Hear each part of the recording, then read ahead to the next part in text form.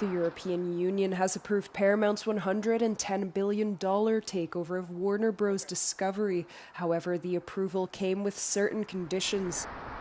Brussels said the deal is unlikely to harm competition in film production, but still the EU has certain concerns over the deal's impact on film distribution in Europe. Therefore, the Commission has said Paramount must agree to end its stake in United International Pictures in the European Economic Area. European regulators said Paramount must not for 10 years enter into any agreement with Universal to jointly distribute films in this area. The deal still faces legal hurdles in the United States after a federal judge in California temporarily paused the merger this week. The planned merger has sparked significant opposition, with critics warning it could fundamentally reshape Hollywood. If completed, it would reduce the number of major U.S. film studios to 4.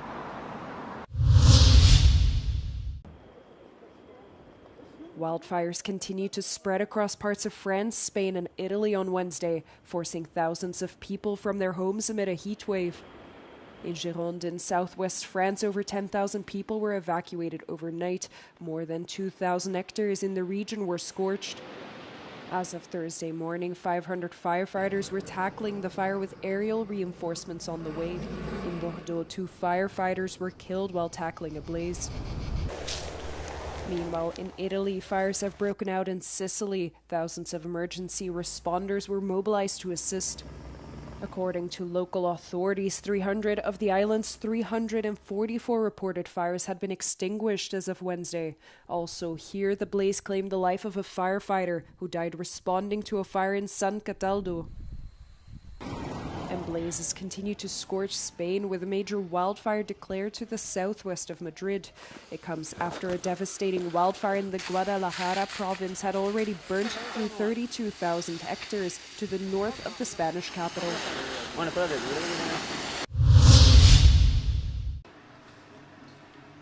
The European Union's Food Safety Agency has reduced the safe daily intake level of TFA, the so-called forever chemical that is found widely in drinking water.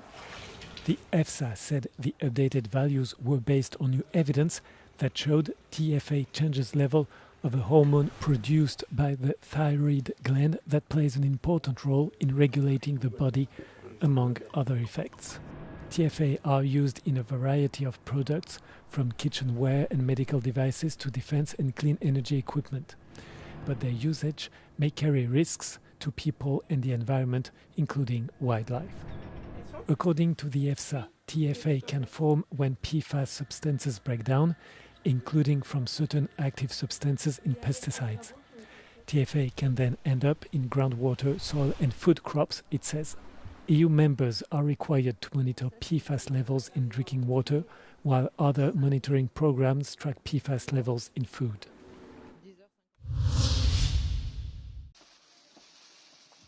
The European Union is preparing to accept new tariffs the United States is expected to impose in the coming days over forced labor, according to the European Commission. Despite considering the new duties unjustified, the Commission said its priority was to ensure tariffs on EU goods remain below the 15% cap agreed under the EU-US trade deal in July 2025. Meanwhile, the White House justified its actions by arguing that insufficient efforts to curb trade in goods produced using forced labor were harming US commercial interests.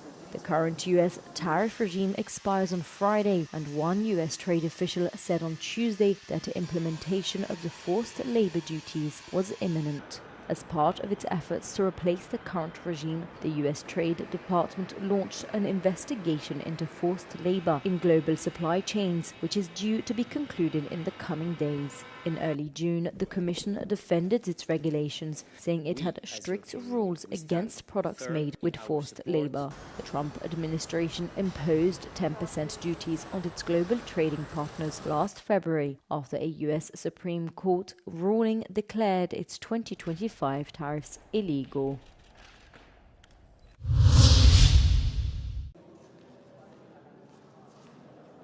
It had been the scene of the spectacular theft of the crown jewels. The Apollo Gallery at the Louvre Museum has reopened to the public returning to its original function as a 17th century ceremonial gallery without display cases or jewels. The jewels that were not stolen during the heist will soon be displayed in another room designed as a windowless vault, said museum director Christophe Leribold. In October 2025, a four-man gang broke into the Apollo Gallery using a cherry picker and stole 8 jewels from the French crown in broad daylight. The heist exposed serious security flaws at the world's most visited museum, leading to the resignation of the then president Laurent Descartes.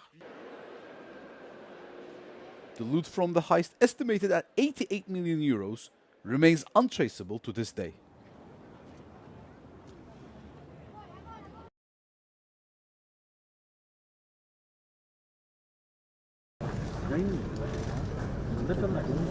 France's Minister for Ecological Transition, Monique Barbu, will remain in her post despite her opposition to a bill allowing bee-harming pesticides to come back into use. She had submitted her resignation earlier on Wednesday, but President Emmanuel Macron rejected it. The minister will stay due to the urgency to address the consequences of climate change, her office said. On Tuesday, Parliament passed the government's emergency agriculture bill on the conditional reintroduction of certain pesticides authorized in the European Union but banned in France. The outgoing minister criticized the bill and said the reversal was one environmental setback too many. The law gives France's Health and Safety Agency the authority to conditionally authorize the use of acetamiprid and flupyridifuron. The bill's supporters say that sugar beet and hazelnut farmers need the insecticides, which have been forbidden in France since 2018 and 2019. Barbu noted that acetamiprid was banned using the scientific evidence available at the time. Last year, France passed another bill allowing use of the pesticide, but it was struck down after strong public protests.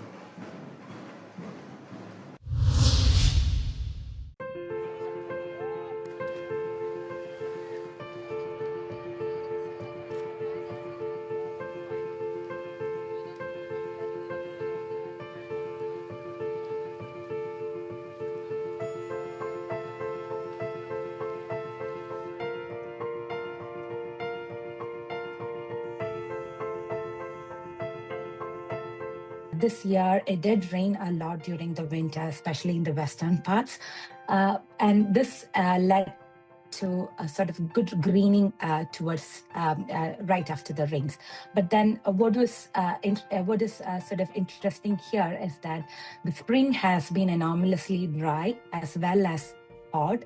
And this sort of led to widespread drying of the vegetation in these parts, and this is why you see a lot of wildfires in these parts, and that is where the impacts of the droughts come from on this part of the continent.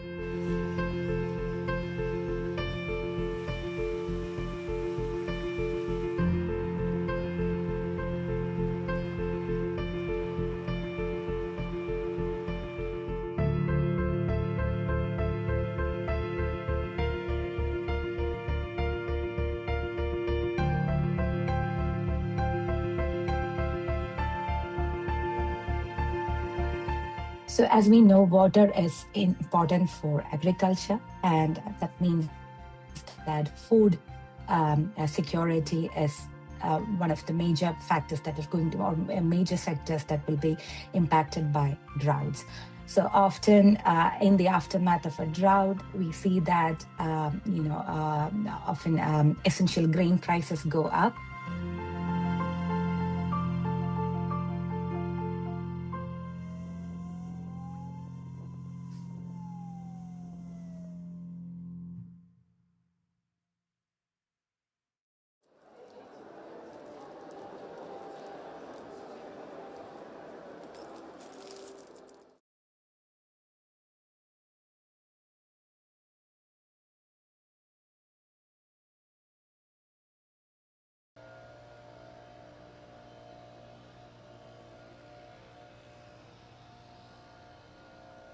Well, it's completely self-dependent. You don't need any electricity there, so if there's, for example, in such a remote area that there isn't any electrical grid, you don't need it. You've got solar panels. You can just stand still if you want to get more solar area, push out these extra solar panels, and then you're just getting the extra energy to provide it, and then you can still drive away, especially in areas where, for example, fossil fuels might be a problem with their availability.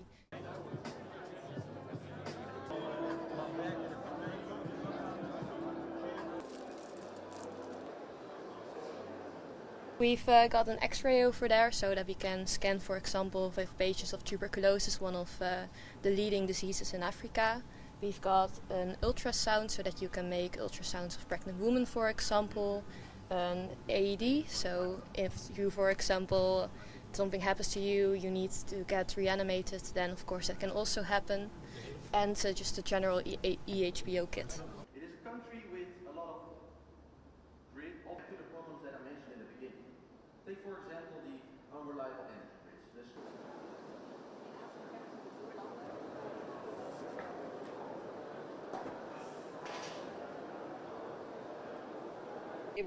Can really contribute to the issue that many African countries have, is that the distance between very remote villages and healthcare facilities is really big. There's little public transportation, fuel is very expensive, electricity networks are unreliable. So a really cool innovation like the Stella Juva can help us solve such big challenges in healthcare delivery.